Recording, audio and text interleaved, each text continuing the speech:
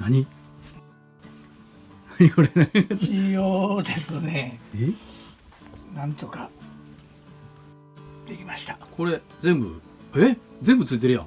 そうあ、すごいねこれ。歴代のね、ちょっとこれあれ場所変えようか。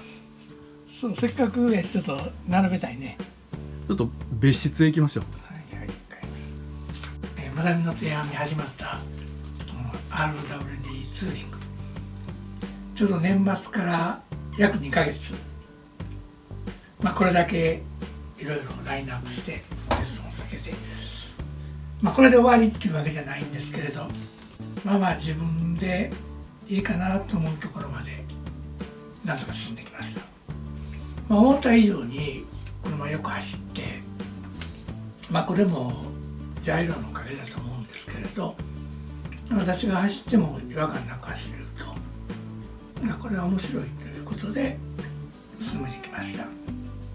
いわゆるこれぐらいのパーツがキットがなくなってしまって、すごく低重心のね、どちらかというとレーシーな車になったわけですけど、今回一番難しかったのは RGT2、R3G、G3M と、最初は全部それぞれ車によって違うものをこうしてラインナップして作ってきたんですけれど、それを一つにまとめて、なんとか一つの形で3つの車に対応できないかと。同じパーツで3台につけられるということ？そう、みんなそれぞれサスの形式が違うんで、本来なら違うものでやれば簡単なんですけどね。あんまり褒めたくないけどやるな。それでは面白くないんで試行錯誤して、で出来上がったのがこれです。これが現段階での最終バージョン。下の位置が全然違うんで、だからこの下のゴールドのバーを裏向けもしくは左右ひっくり返すことによって共通にできると。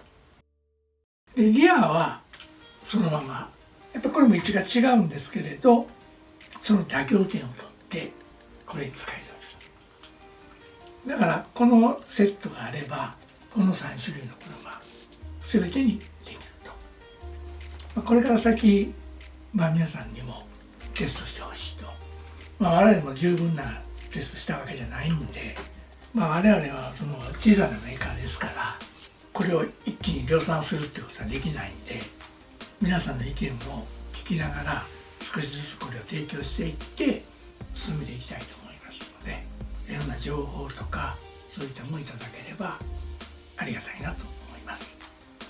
でこれ見た目にあんまり良くないんでね、今度これを色を染めて黒く染めて完成として、それでまたテストを続けていきたいと思います。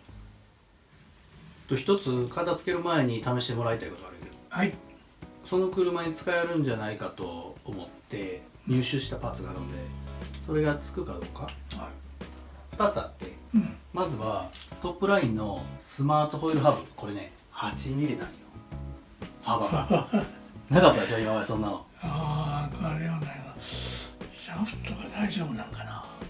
8mm ついたら軽く 3mm ずつぐらいは左右で広がるしね。なんとか消えそうな気はするね。それともう一つ、これユルギックスで扱っているマトリックスっていうスポンジタイヤ、イタリア製。マトリックスってなんか聞いたことあるね。世界選手権のコントロールタイヤとかになってて。違うやん、映画でそれこの車スポンジタイヤも付けられると思うんで、結局前の低いボディを探してるとエンジンカーの方にとかプロテンのボディが多いのね、そういうので。だからそういうのを例えば使った時にスポンジタイヤを同時に使えれば走れるコースも増えるし、楽しみ方も増えると思うんで、そういう遊び方ができるのかなっていうのを試してみたくて、それでそのワイドハブとスポンジタイヤをつけて、幅の広いボディを乗せてみてどのぐらいになるかっていう、そういうのを知ってみたい。結局この車ってすごく遊べる範囲が広いと思うのね。で今こう多様化しているこうラジコン業界の中でこういろんな遊び方ができた方がきっと楽しみやすいと思うね、一つの車で。そうだね。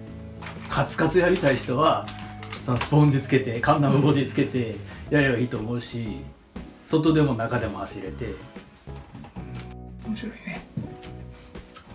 それトレッドをもうちょっと広げようと思ったらハブでは難しいってこうん、これしか無理やね。と？であとはホイールだね、もっと広げたい場合は。うん195。そうするとドリフトのホイールにスポンジを履けばいいってことね。そういうことやね。トレッドの広いね、でそのタイヤを使うのであれば通常のツーリング用の 200mm のボディを使えばいいってことね。そういうことやね。来たね。まあ僕は個人的にはこういう方向が好きなんよね、まあそうやな。めちゃめちゃ速いでまともに走ったらこれサスペンションがついてくるかどうか知らんけど、前が195。一緒や。一緒やね。ああ、後ろは一番後ろで行くと200あるね。200。エンジン変えようかな。エンジン変えようね、もう出るね。ちょっと出るはずないけど、出る。フロントも完全に出るし。そうするとそれはあれやね、ハブを普通のにすればいいんだよね、これはもう普通だね。でこのボディを使おうとするとあ、これか。もっとワイドなホイールにつけないといけないけどね。ああ、でもいい？違う？走れたらもうこのまま一回テストしたいな。いけるよこれ。いける。まあちょっと5ミリぐらい入ってるけど、テストはできるよ。やろうかこれで。これでフロント部分ってどのぐらい余裕あるの？長さはもう全然。ああこれいけるね。完全にいけるよ。おお。このスポンジなバンパーを斜めにカットする。なるほど。これね、これが最終的に当たるから。後ろなんかもう全く問題ないしね。ああそうだね。もっと低いボディがいけるのか。いけるね。これね、どういう構造になってるのか。はい。この上のプレートがあって、で下のこのゴールドがバネになってるんですよね。これね。でそれを支えてるのがこのスポンジ。それとこちらのネジね。でこのネジはここは固定されてるんで、このネジを押さえていくとこのバネを下へ押さえていくんで、これで車高調整にもなる。でここにも上にネジがあるんで、これを締めていくことによってここを押さえることもできる。だからスポンジを圧縮することもできるし、これ自身のバネをこれで調整すると。でこの位置も変えられるんで、だからその辺で要はもうこの2つのネジとこの高さね、ここはスペーサーで変えられるんで、これは従来のポストにプラスこれね、バックポストっていうか、でこれも高さスペーサーで調整できるんで、ここでボディを止めることによって、追突された場合とか自分でスピンした時のそういう時に後ろの破損を防ぐ役目しますね。上で止めるのと後ろで止めるの、例えば止めた時、でもおそらく走りも変わるよね。多分ね。興味ある人はいろいろ試してみればいいよね。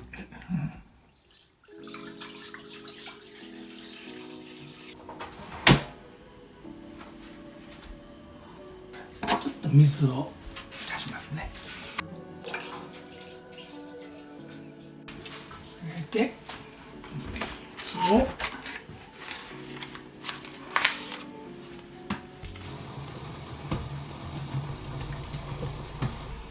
これ塩入れないとなぜかね染まんないんですよね。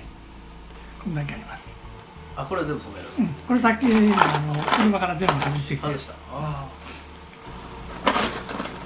でこれを重ならないように